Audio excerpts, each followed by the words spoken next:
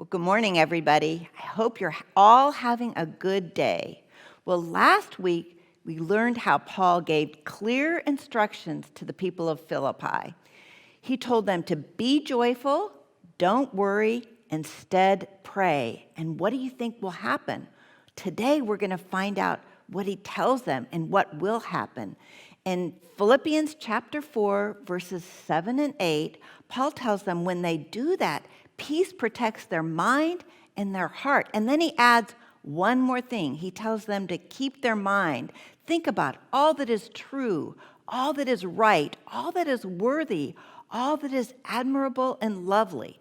Now, those are pretty good words to live by for today, don't you think? Well, I'm going to start my sharing today by reading from a book. Have any of you read or do you know the book Alexander and the Terrible, Horrible, No Good, Very Bad Day by Judith Viorst? Well, I think we've had a few days like that this past year. Alexander sure is having one. Let me start. I went to sleep with gum in my mouth, and now there's gum in my hair. And when I got out of bed this morning, I tripped on the skateboard, and by mistake, I dropped my sweater in the sink while the water was running, and I could tell it was going to be a terrible, horrible, no good, very bad day. At breakfast, Anthony found a Corvette Stingray car kit in his breakfast cereal box, and Nick found a junior undercover agent code ring in his breakfast cereal box. But in my breakfast cereal box, all I found was breakfast cereal. I think I'll move to Australia. In the carpool, Mrs. Gibson let Becky have a seat by the window. Audrey and Elliot got seats by the window, too. I said I was being scrunched. I said I was being smushed. I said, if I don't get a seat by the window, I'm going to be carsick. No one even answered. I could tell it was going to be a terrible, horrible, no good, very bad day.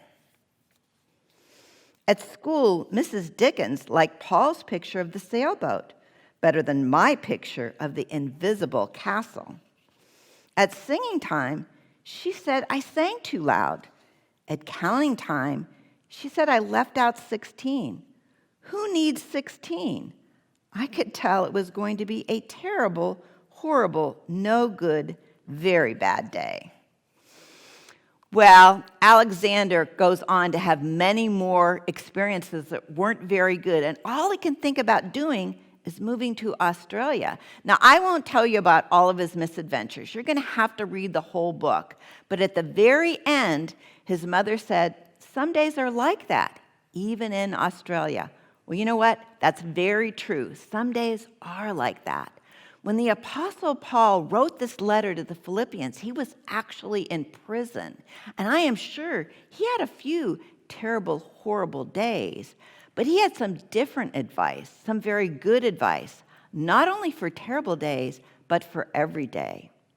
He said, don't worry, instead pray. And then he said, when you do that, calmness and peace will protect your mind and your heart. And they said, finally, think about all that is good, all that is worthy, all that is admirable and lovely. Now, when you consider those words of advice from Paul, I have something for you to think about this week.